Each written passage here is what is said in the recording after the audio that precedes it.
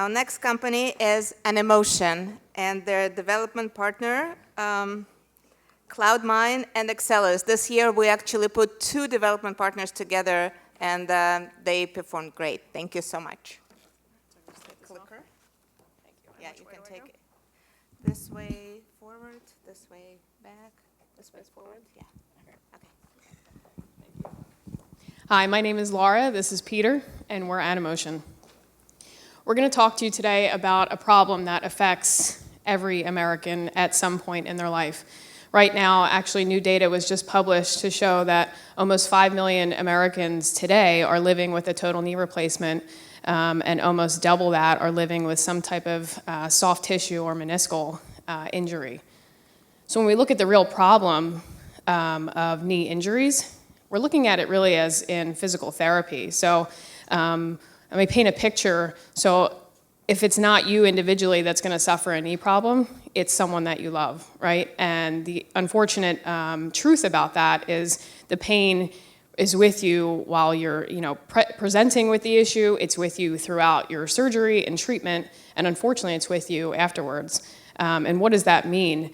It oftentimes means that these patients go through their treatment and suffer this excruciating pain and go home with something like you can see here. So they leave the hospital, they're given this black and white sheet of paper, and they're told, pretty much take care of yourself, right? A lot of it's home rehab now, especially with healthcare changing and us seeing outpatient procedures. So unfortunately, a lot of these patients are dealing with the pain, and when they present with this pain at home, they don't know what to do.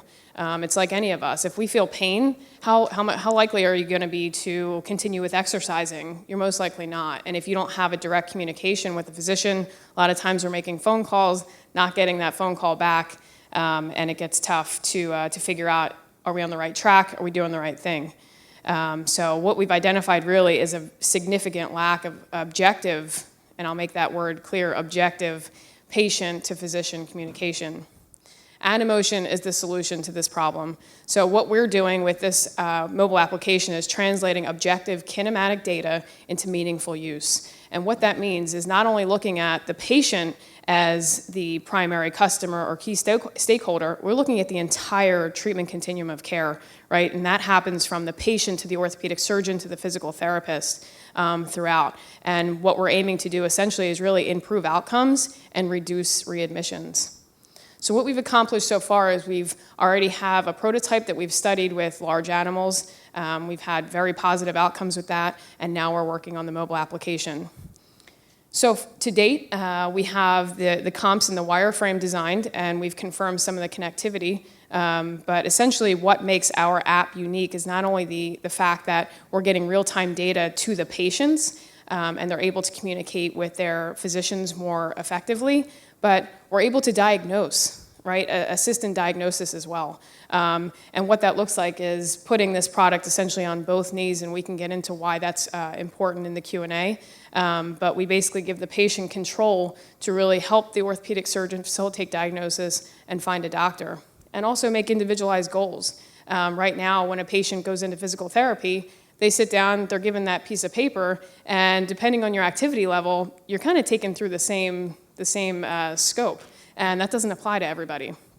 So we're going to look at custom goal setting, monitor pain, huge. There's no way to monitor pain once you go home after these procedures, and again, you're kind of bothering your doc, and the doc's saying, listen, you want to come back in? Fine, but it's often a vicious cycle from that point. We need guided activity and physician support at home. A lot of this will help us in reducing these readmissions. We've had a great support from our web developers, and what's huge in our business is looking at HIPAA compliance and ISO certification. This is going to help us with achieving regulatory approvals and really making money with this, right? That's why we're all here. So we look at this population, and it's huge. Right now, we're looking at home rehab products, but if you bundle this with the surgical procedures themselves, which we'll talk about down the road, it's a $10 billion market opportunity. And we put together a great team to get this done. So what does go-to-market look like, and how are we going to make money?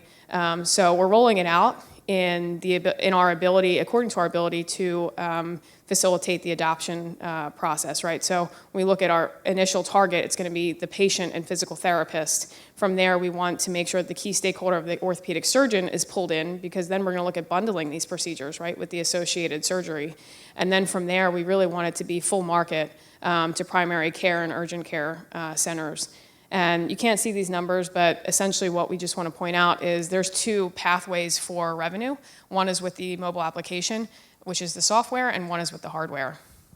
So competition, when we look at key stakeholders, nobody's really addressing all of them, right? So there's a lot of these wearables coming out, but oftentimes they're looking to sell to one point in the value chain, and really when we look at value, it needs to address the problems and the unmet needs of every person throughout the continuum of care, and we're looking to do that. And you see that we have big companies. I past life worked for Zimmer Biomet myself, and they're looking at monitoring. That's great, but they don't know who's going to pay for it, and it's pretty costly, their device. And you have newer companies like Force Therapeutics and MC10 that are sort of in our shoes, but they're still not looking at the full continuum of care and how that communication really follows through.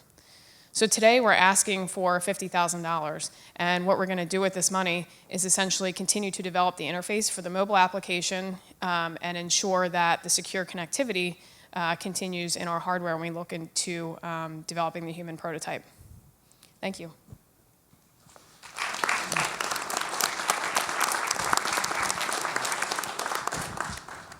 So do you anticipate the patients paying for this directly, or do you anticipate this being reimbursed by insurance? And if it's the latter, is there an existing CPT code that this might fall under? So a CPT code, just to answer that actually right away, there's one coming out for wearables. We're not looking in the first phase to go down that route, and we're also not looking for the patients to pay for it. So the mobile application will be free to the patients, and we've had some great feedback from Wharton and also from our own individual network to show us that physical therapy clinics, so the folks that actually run the facilities, would be willing to pay for the app, an annual subscription. So once they get the app, the physical product will be distributed either at the time of surgery, right, for the orthopedic surgeon, or in physical therapy, because we're looking to actually implement our product into two different physical products. One is in a brace for the ACL and soft tissue market, and one is in more of a wearable patch type sticker for the total knee replacement, because after total knees you can't have any restriction of motion. So we want to make sure that our technology is licensed into each category. Do you have a sense of what kind of pricing you could charge to the clinics? Yeah, it's extremely low, which is great. So physical therapists are looking for something, our cost of goods is under $20 for the hardware. When we look at the mobile application, we've had approvals from anywhere between $5,000 and $2,500 for an annual subscription. So multiply that by 125,000 physical therapy clinics around the US, tens of millions. How much direct interaction is necessary with the physical therapist through the application, or is there a lot of it handled right in the application or on your platform? Good question. So what we want to do is encourage engagement, patient engagement with the physician and physical therapist. So we are going to require one visit. Right now, patients go to that one visit and either don't come back or come back only if they have extreme pain. So at that first visit, they actually sit down with the app. They have their own individualized patient plan, and because you were able to diagnose range of motion on your unaffected leg versus the affected, now you're building a plan to get back to normal rather than overcorrecting or undercorrecting. So once you make that individualized plan, the patient has the ability to set their goals. So maybe it's, rather than saying, get me to 117 degrees range of motion, patients don't know what that means, right? And that's where we talk meaningful use. So rather than saying your goal is 117 degrees range of motion, it's pick up my grandchild or get out of the bathtub. And it'll tell you those exercises that you need to do to get to those activities. So you set that plan up front, you go home with it, and the physical therapist actually has direct ability to communicate with you via almost like a text message through that app. And they can tell you, great job, or if they see your pain level increasing as well as your activity level, they can say, hey, your pain's in a safe place, keep going, that type of thing. I had torn meniscus and had surgery on it, so you'd be placing something on my knee that I wear 24/7?